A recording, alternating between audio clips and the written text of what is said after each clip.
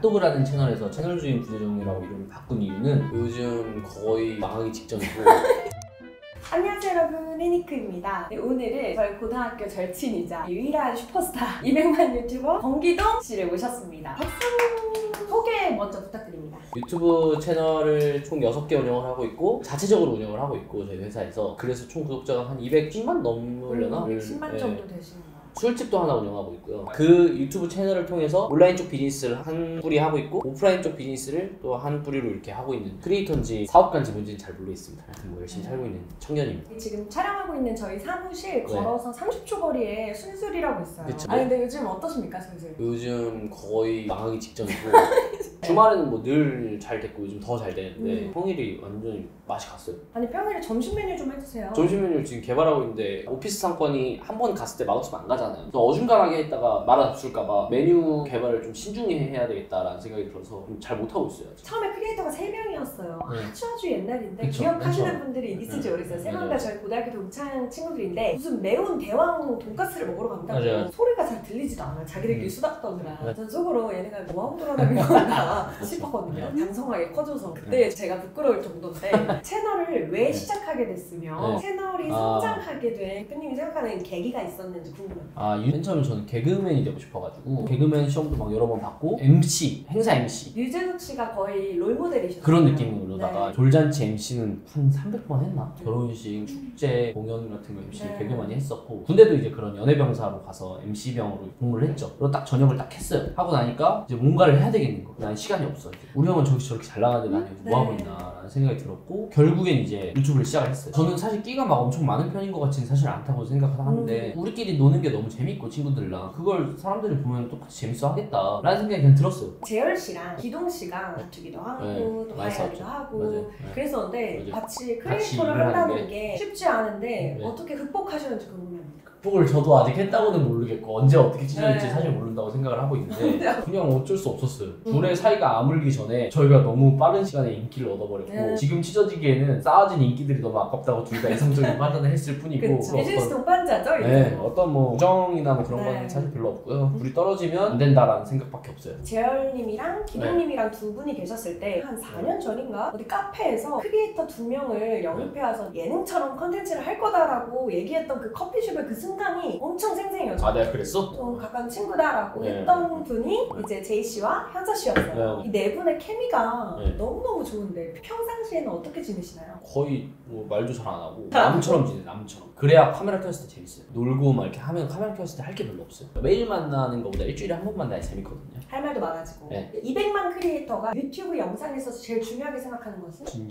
진정성이 있어야 재미가 있는 것 같아요. 진심이어야 돼요. 이 상황이 내가 진짜 재밌어야 돼요. 당신이 저 인터뷰를 하고 있잖아요. 당신이 저에 대해 진짜 궁금해야 되고 제 대답에 대해서 진짜 느껴야 돼요. 저도 진심으로 얘기를 해야 되고 그게 전달이 된다고 생각을 해요. 그래서 이렇게 후리하게 하는 거죠. 네, 진짜요. 저희 채널도 스타일이 다 바꿨어요. 요즘 트렌드는 조금 바뀐 것 같아요. 그 이번에 채널명 바뀐다는 컨텐츠도 본인 그 자체를 그대로 노출했잖아요. 맞아요. 그대로 얘기했어요. 굳이 막 크리에이터라고 해서 사람들한테 알려졌다고 막 착한 이미지를 한다거나 엄청 맞아. 높은 텐션으로 뭐 막 이렇게 하는 게 한계가 있는 것 같아요. 이제 착한 척을 못하겠어요. 안 착한데 착한 척 하려니까 힘든 것도 있죠 사실. 왜냐면 이게 크리에이터랑 회사 운영을 같이 하는 게 거의 불가능에 가까운 영역인 것 같아요. 막 카메라 켜주면 막 개소리하고 막 해야 되는데 카메라를 찍고 있는 PD가 내가 인사를 담당하는 친구 내가 1시간 전에 면담했던 막 울고 했던 애 앞에서 막 이거 또 해야 되지. 전 촬영 끝나고 나면 카톡이 막 6시에 와 있거든요. 네. 그걸 또 해결을 해야 되니까 이게 온오프를 진짜 인간이 사실 쉽지가 않잖아요. 맞아요. 불세편살 토크 주제가 되게 자극적이잖아요. 네. 주변 사람들도 많이 말렸어요. 아 네. 진짜 이거 안 된다 안 했으면 네. 좋겠다. 굳이 왜 하냐. 이런 딥한 컨텐츠를 토크로 하는 게 쉽지 않잖아요. 네. 기획하실 때 좀 어려운 점은 없나요? 어려운 점이라기보다는 저는 그 이 불세편사 같은 컨텐츠가 우리나라에 앞으로 유행이 될 거라고 생각해요. 지금 우리나라는 자기의 생각을 쉽게 말 못하잖아요. 페미니즘에 대해서 어떻게 생각해요? 그러니까 이런 얘기를 카메라 앞에서 아무렇지도 않게 하거든요.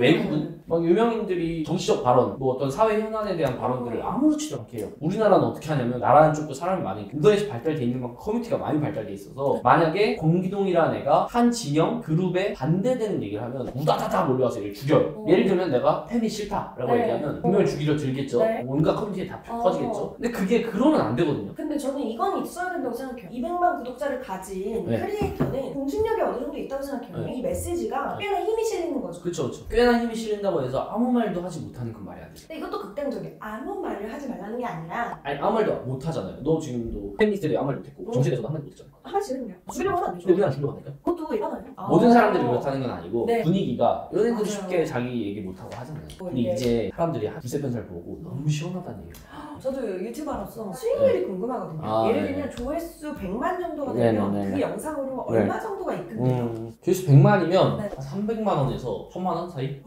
너무 차이 나는데요? 이거는 그 타겟에 따라 너무 달라서 어쩔 수 없어요. 아. 그리고 영상 길이, 연령대, 뭐 영상의 시청 지속 시간 그거에 따라 너무 달라지기 때문에 꽤 많이 나오네요. 근데 100만 조회수 만드는 게 존나 어려워요. 그렇게 되면 조회수 수익만으로는 이 하나의 조직을 영위하기는 어렵네요. 어려워요. 왜냐면 월 고정비가 거의 1억 가까이 날 수 그렇죠. 있잖아요. 저희 1억 정도. 팀원들이 한 30명 정도가 네, 되면 맞아요. 조회수로는 절대 1억이 나올 수가 없으니 그렇죠. 영속성을 가지기 위한 전략들이 필요했겠네요. 그렇죠. 물어볼 질문들이 많아요. 네. 채널명을 바꾸셨더라고요. 네. 저도 커뮤니티를 보고 만우절인가 5월 1일이 아니라 4월 1일인가 이렇게 착각을 할 정도로 네. 깜짝 놀랐어요. 네. 평소에 기동님이 추후에 은퇴하면 여행을 다니면서 컨텐츠를 찍고 싶다라는 거는 거짓말하고 10번은 말한 것 같은데 이렇게 빠르게 결정할 수 있었나? 그 히스토리도 궁금하고 상세하게 설명해주세요. 갑자기 채널 바꾸는 거에 대한 얘기를 하면 이해를 못 하실 것 같아서 설명을 해드리면 네. 저희 회사에서 메인 채널이 핫도그TV라는 채널이 있죠. 네. 110만짜리 채널인데 그 채널이 최근에 핫도그라는 이름을 버리고 채널 주인 부재중이라는 이름으로 바뀌었고 그거 바꾼 거에 대해서 얘기를 하고 계시는 거예요 지금. 제가 MC도 보고 있는데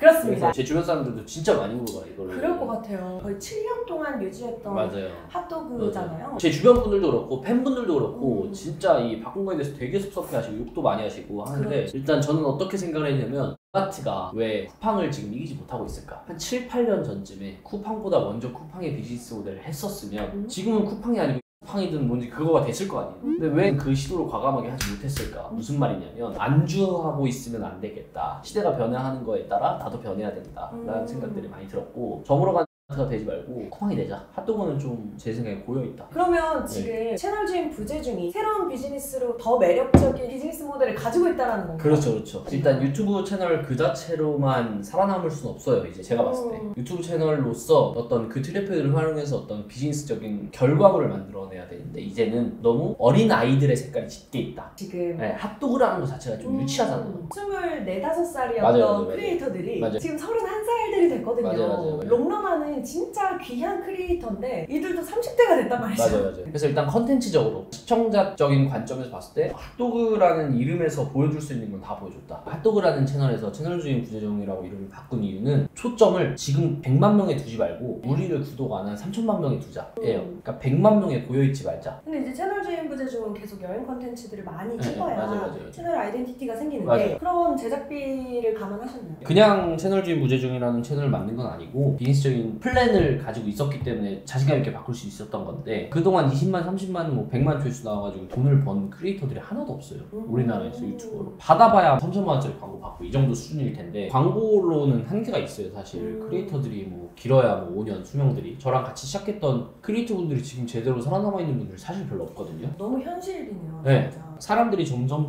보는 눈 높아지는 건데 그 보는 눈에 만족을 시켜주지 못하면 결국 도태가 되는 거고 그거를 만족을 시켜주려면 첫 번째로는 이 트래픽을 얼마나 비즈니스적으로 잘 활용해서 돈으로 만들어내고 그 돈을 다시 투자를 해서 양질의 컨텐츠를 만들어내느냐가 관건인 건데 저는 그 솔루션을 찾은 게 여행을 가서 좋은 여행지를 소개해주고 그 소개해주는 걸 광고비가 아닌 판매를 하고 그 판매에 대한 수익을 RS해서 우리가 먹자. 저도 소비자로 보면 소비자 입장에서 너무 꿀 아닌가요? 너무 꿀이죠. 크리에이터가 어딜 놀러 갔다 왔어. 저기 가고 싶다는 생각이 들어서 인터넷 찾기 전에 얘네가 초특가로 판대. 구매하기가 너무 쉽잖아. 브랜드 입장에서는 공짜로 홍보를 해줘. 그쵸. 광고비 없이. 네. 그리고 그거에 대한 판매에 대한 수익만 가져간대. 크리에이터 입장에서는 이미지 소모 없어. 그냥 자기 놀러 간 거대로 놀러 가니까. 네. 근데 진짜 사업이 잘 굴러가기 위해서는 세 가지의 만족을 줘야 되는 것 같아요. 구매하는 구매자, 그걸 제공하는 제공자, 그쵸. 그리고 그걸 판매하는 판매자. 이 세 가지의 스텝이 만족감을 느꼈을 때 그 비즈니스는 눈덩이처럼 커지는 것 같거든요. 맞아요. 서로의 영향으로. 나만 만족하는 비즈니스는 또 실패할 가능성이 그쵸, 있죠. 맞아요.